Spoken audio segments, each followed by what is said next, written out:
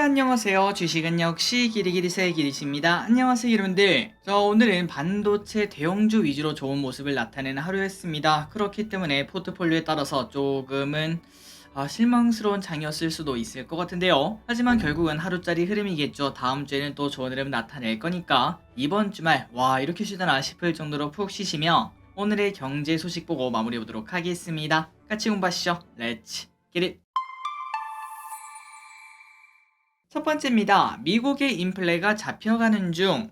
지금 미국 증시는 너무나 뜨겁습니다. 부럽네요. 연이틀 인플레가 잡혔다는 증거가 나오며 금리 인상이 멈출 것이라는 기대감, 이게 나타나고 있다고 하죠. 증시 쭉쭉 올라가고 있다고 합니다. 그렇다면 어제는 어떤 지표가 나왔나? 바로 PPI입니다. 어제 발표된 PPI를 보면은 전년 대비 0.1% 상승한 것으로 나타나 월가 예상치가 0.4%였거든요. 무려 0.3%나 낮은 걸 확인할 수 있습니다. 증시가 환호를 지를 수밖에 없었겠죠. 한국에는 이러한 영향이 오늘 반도체만 좀 오는 걸 확인할 수 있는데 다른 쪽에도 그 영향 꼭 줬으면 좋겠습니다. 그리고 미국 증시가 이렇게 좋다 보면은 한국 증시도 결국은 따라갈 수밖에 없고 아마도 코스피 다음 달에 2800 노려보는 모습은 최소한 나타낼 수 있겠죠. 기대감 가져보도록 할게요. 다음입니다. 블라드가 사임. 대표적인 매파인 블라드가 사임했다는 소식입니다. 갑자기 이게 웬 호재인가 라는 생각이 들었거든요. 참고로 블라드는 21년부터 압도적인 매파의 모습을 보여줬던 거 기억하고 계실 겁니다. 그래서 우리의 증시도 떨어뜨린 적이 최소한 몇 번은 있었던 것 같아요. 그래서 그때 매번 블라드는 몇 번 더 올려야 된다, 빅스텝 해야 된다, 자이언트 스텝 해야 된다 이런 얘기까지 했었지만 그때는 뭔가 왜 저렇게 오버하나 라는 생각이 들었지만 결국 지금 보니까 블라드 말이 맞았네, 금리가 이렇게까지 올라왔네 라는 생각을 해볼 수 있습니다. 어쨌든 이제 그 블라드가 물러나게 되었다고 하는데요. 그래서 이걸 봤을 때 연준의 스탠스도 나름 완화되겠구나 라는 생각을 해볼 수 있고, 그리고 이제 진짜 연준의 금리 인상이 끝났구나, 아마도 할 일을 다 했다고 생각한 블라드가 사임한 게 아니겠는가 라는 생각을 해볼 수 있습니다. 어쨌든 아마도 이 소식도 투자자들이 좋아하는 소식이라고 말할 수 있겠네요. 다음입니다. 니콜라 60% 급등.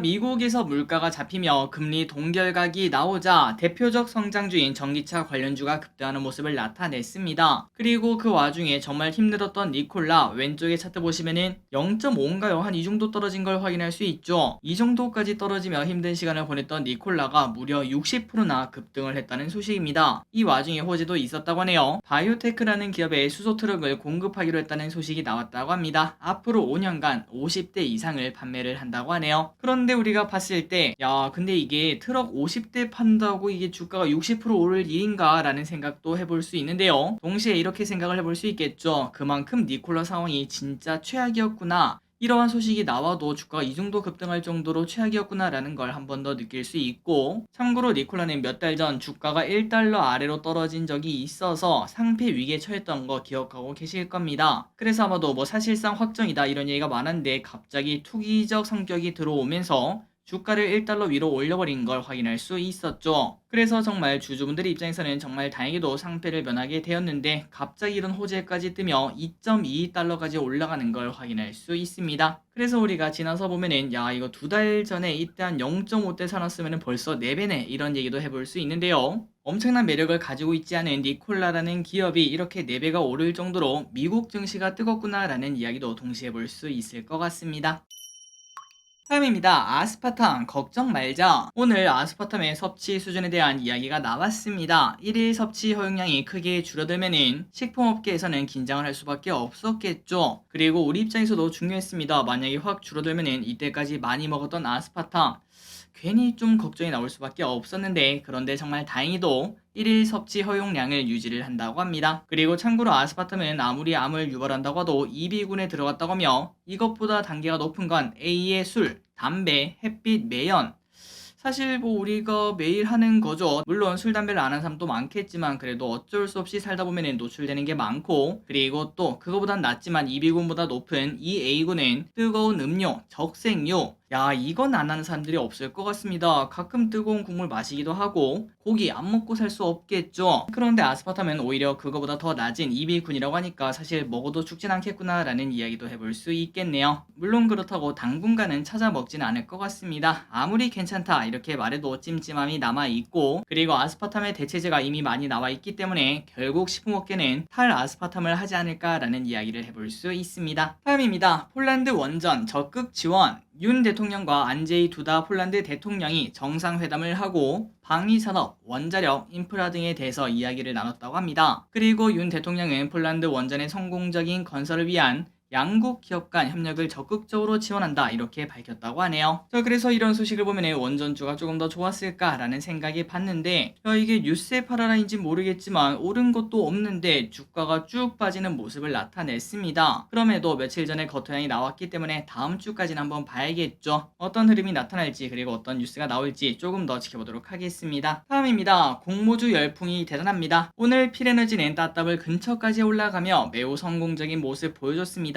그리고 따따블 시대에 맞춰 수익도 매우 크게 나타나고 있는데요. 이렇게 좋게 나타난 이유가 뭔가? 당연히 경쟁률이죠. 이번 필에너지에 청약한 사람이 무려 65만 명이나 된다고 하며 그만큼 열풍이었다는 걸 확인할 수 있습니다. 그렇다면 중요한 게 뭘까요? 당연히 이 열풍이 이어진다는 거. 당장 다음 주에도 공모주 3개, 스펙 1개가 있으며 그 다음 주에는 드디어 그분이 오신다고 합니다. 파두. 이 파도 같은 경우는 진짜 대업급이라서 청약을 꼭 하면 좋다라는 이야기를 해볼 수 있기 때문에 혹시나 NH투자증권 그리고 한국투자증권 이 둘 중에 한 개가 없다면은 개인적인 생각으로는 꼭 만드시는 게 좋지 않겠나라는 생각을 하고 있습니다. 그리고 혹시나 둘 다 없으신 상황에서는 개인적인 생각으로는 NH투자증권보다는 한국투자증권이 공모주가 조금 더 많은 느낌이라서 만약 둘 다 없다면은 한국투자증권을 만들어 보시는 것도 괜찮을 것 같고, 그리고 혹시나 20일 제한이 있다면은 카카오뱅크 있으시죠? 제가 알기로는 한국투자증권 그리고 NH투자증권 또한 미래셋이나 삼성증권 등 여러가지 증권사를 카카오 연계로 만들면은 20일 제한 없이 만들 수 있는 걸로 알고 있어서 혹시나 관심 있으신 분들은 참고하시면 될 것 같습니다. 어쨌든 NH투자증권 그리고 한국투자증권 꼭 만들어 두시기 바랍니다. 다음입니다. 테슬라 인도 공장 진나.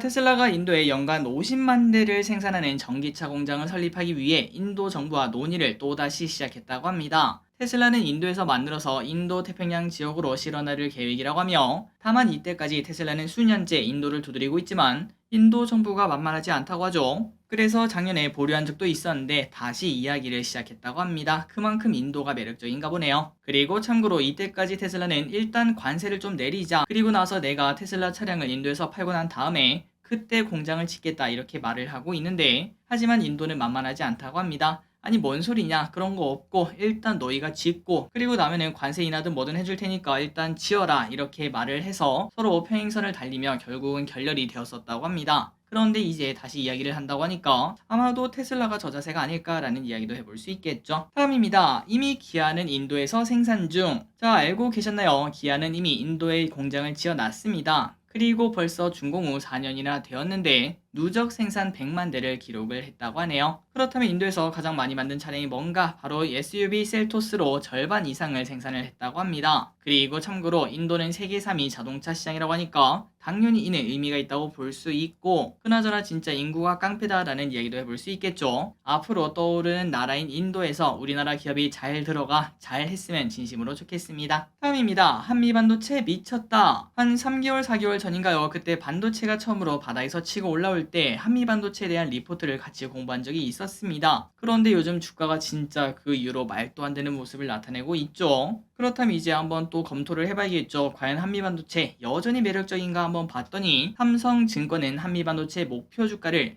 4.6만원으로 2배 상향하고 원래는 2.3만원인데 2배를 상향했다고 합니다. 그리고 한미반도체는 인공지능 시대를 맞아서 성장성이 부각될 것 이렇게 말을 했다고 하네요. 다만 어제까지는 4.6만원이 매력적인 가격이었습니다. 그런데 오늘 14%나 급등해 47,000원을 이미 달성을 해버린 걸 확인할 수 있어요. 그리고 삼성증권도 연초 이후 주가가 3배나 올랐으며 한미반도체 밸류는 역사적 상단에 근접했다며 이는 분명 투자자들에게 단기간 부담이 될 수 있다 이렇게 언급한 바 있다고 합니다. 그러니까 정리하자면 한미반도체 물론 좋은 주식인 건 맞는데 좀 너무 많이 오르지 않았니? 라는 이야기를 해볼 수 있다는 거겠죠. 과연 한미반도체 앞으로 어떤 흐름을 나타낼지 기분들도 고민을 해보시면 좋을 것 같습니다. 다음입니다. 전 세계의 기아는 UN 보고서에 의하면 작년 전 세계에서 기아에 직면한 인구가 7억 3,500만 명으로 나타났다고 합니다. 말 그대로 밥 한 끼 제대로 먹기 힘든 사람들이 7억 명이 넘는다는 소리인데요. 직전 연도보다 400만 명이 낮게 나타나긴 했지만 코로나 전인 19년보다 1억 2천 명이나 늘어난 걸 확인할 수 있다고 합니다. 게다가 기아 수치는 정체되어 가고 있는 걸 확인할 수 있는 와중에 많은 지역에서는 식량을 지속적으로 공급받지 못하는 등 식량 위기가 심화되고 있는 걸 확인할 수 있습니다. 이러한 현상은 국가마다 코로나 회복 속도가 다른 점에 더해 최근 러시아 우크라 전쟁이 나타나면서 우크라 곡물 생산이 중단되지 않았겠습니까? 그때부터 이러한 식량에 관련된 어려움이 계속 커져가는 걸 확인할 수 있다고 하네요. 이러한 내용을 보면은 물론 우리랑은 좀 다른 얘기다 이렇게 말할 수도 있겠지만 같은 사람이지만 야 태어난 곳에 따라서 이렇게 생활이 다를 수 있구나 라는 걸 한 번 더 느낄 수 있습니다. 세상은 원래부터 불공평하다는 걸 또 한 번 더 느낄 수 있네요. 다음입니다. 코인 리플 급등. 어제 새벽에 갑자기 이런 소식을 들었습니다. 리플이 몇십 프로 올랐대. 처음에 그 이야기를 듣고 야 리플이 뭐더라 라고 생각을 하다가 갑자기 머릿속에 딱 떠오르는 그게 있었습니다. 아 코인 리플 이런 생각이 들더라고요.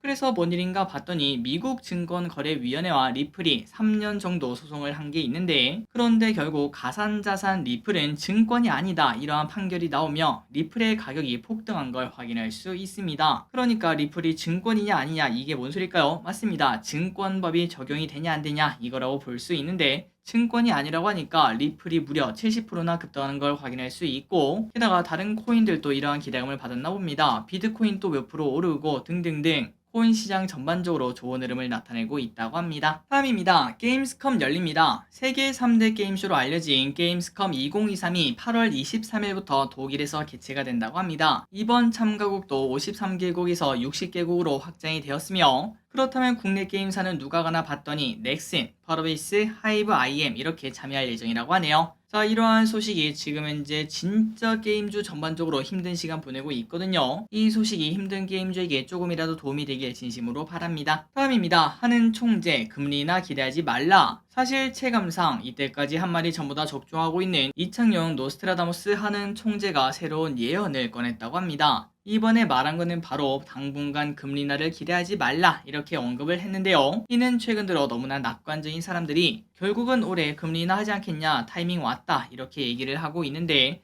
그러한 이야기를 겨냥한 발언이라고 볼 수 있겠죠. 그렇다면 인하 기대를 하기가 어려운 이유가 뭔가 봤더니 연말에는 기저효과 등으로 인해 물가가 3.5%까지 다시 올라갈 수 있다고 합니다. 또한 여전히 미국 금리도 2번 인상할 수도 있기 때문에 금리 인하 생각은 너무나 이르다 이렇게 말을 했다고 하네요. 여기서 가장 신경 쓰이는 거는 미국이 금리를 2번 올릴 수 있다라는 부분인데 최근 들어 미국 물가가 조금 잠잠해지며 금리 인상 안 할 거다 이런 기대감이 나왔는데 과연 어떻게 될지 조금 더 지켜봐야 될 것 같습니다. 다음입니다. 토레스 실제로 잘 팔렸나? 작년에 나오면서 큰 인기를 끌었던 토레스 과연 판매 실적은 어떤지 봤더니 작년 7월부터 올해 6월까지 1년간이죠. 총 4.7만 대나 판매를 했다고 합니다. 그렇다면 이게 몇 등일까? 저 기리스는 3등이지 않을까라는 생각을 했거든요. 가장 잘 나가는 게 현대차, 기아의 소렌토랑 산타페가 있으니까 당연히 3등이겠구나 라는 생각을 했는데 하지만 토레스는 4.7만 대로 2등 그리고 소렌토는 7.3만 대로 1등 그리고 산타페는 3.2만 대로 3등 QM6는 2만 대를 팔면서 4등을 달성했다고 합니다. 그래서 이거 보니까 조금 충격이었어요. 야 토레스가 그렇게 많이 팔렸나 라는 생각과 동시에 산타페가 야 아무리 못생겨도 그렇게 안 팔릴 수가 있나 라는 생각도 동시에 해봤습니다. 그리고 이거는 개인적인 생각인데 혹시 차주분이 계시다면 죄송하지만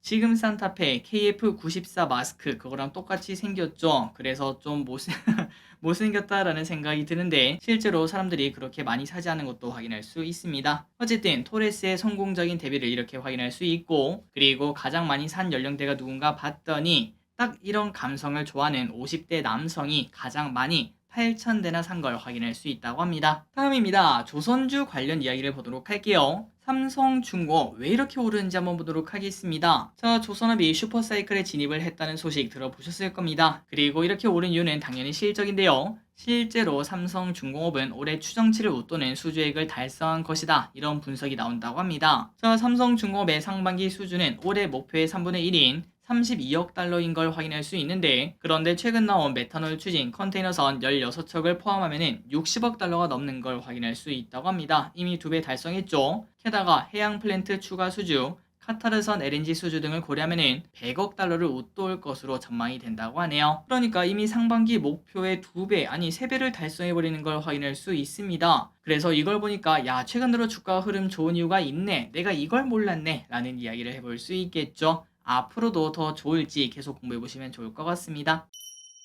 그런데 그 반면 현대미포조선은 최근 들어 오르긴 하지만 다른 조선주랑 비교하면 조금은 아쉽거든요. 그렇다면 얘는 또 왜 이렇게 약한지 한번 보도록 하겠습니다. 다른 조선주는 좋지만 현대미포조선이 안 좋은 이유가 뭔가? 실적 개선 속도가 다른 업체에 비해서 느리다고 합니다. 결국은 실적이네요. 자, 현대미포조선의 주력은 석유화학 제품 운반선인데 팬데믹 시기에 해당 성과가 많이 오르지 않았다고 합니다. 그러니까 석유화학 제품 운반선의 인기가 그렇게 많지 않았기 때문에 배값 자체가 그렇게 높지 않았다는 거겠죠. 그래서 이렇게 상대적으로 조금 약한 걸 확인할 수 있고, 다만 올해는 업황이 개선되어 하반기를 기점으로 좋아질 것이다 이런 얘기가 나오고 있으며, 그리고 중요한 거는 다른 대형사 대비 수주에서 실적까지 리드 타임이 짧아서 앞으로 조금 더 빠르게 좋아질 것이다 이러한 전망도 있다고 합니다. 자, 이 부분 때문에 다른 조선주는 먼저 출발했고 현대미포가 조금 늦게 출발한 걸 확인할 수 있는데, 과연 현대미포조선 다른 조선주를 따라 쭉쭉쭉 올라갈 수 있을지 보도록 하겠습니다. 마지막 소식입니다. 일론 머스크 xAI. 자, 일론 머스크의 AI 기업 xAI가 공식 출범했다는 소식입니다. 일론 머스크는 진짜 X라는 단어를 좋아하네요. 자, 홈페이지에 공개되어 있는 구성원을 보면은 알파고를 개발한 연구원, 마이크로소프트, 구글 등이 재직했던 쟁쟁한 사람들을 창립 멤버로 두었다고 하고, 그런데 이거 보고 깜짝 놀라시는 분들도 계실 겁니다. 아니 길이 그 일론 머스크 오픈 AI에 투자하고 있지 않나? 이렇게 또 만들어도 돼? 라는 생각을 해볼 수 있는데, 그런데 예전에 오픈 AI 설립에 참여한 바 있으나 2018년에 샘 올트먼 CEO와 의견 차이로 그때 지분을 전부 처분했기 때문에 일론 머스크가 xAI를 만들어서 오히려 그거를 잡으려고 하는구나 이런 생각을 해볼 수 있겠네요. 어쨌든 우리가 알고 있는 기업 전부 다 AI에 뛰어들고 있는 걸 확인할 수 있습니다. 자, 오늘의 공부 여기까지 끝났습니다. 항상 이렇게 같이 공부해서 진심으로 감사합니다. 지금까지 길이셨습니다. 빠이요.